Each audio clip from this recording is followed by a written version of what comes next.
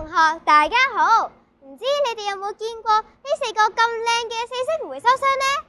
其實呢啲四色回收箱係由我哋學校嘅老師同埋同學設計嘅，除咗靚之外，佢仲好好用㗎。同學可以喺早會嘅時間，即喺露天操場嗰度進行回收。1至3年班同學就可以喺課日6進行回收，而4至6年班同學就可以喺課日1進行回收。生態園大使會喺嗰度當值，協助同學回收同埋檢查物品。同學記得要帶學生證啊，因為咁樣就可以加2個 Rainbow Coins 啦。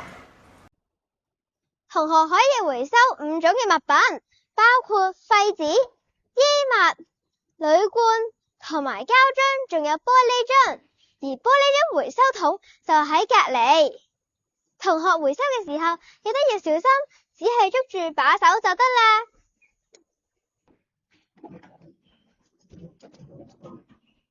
同學喺回收之前，記得要遵守回收嘅規則，例如將要回收嘅物品先用水沖洗好，再放落回收箱入面。詳情可以留意 Teams。希望同學可以積極參與呢個環保回收活動。拜拜。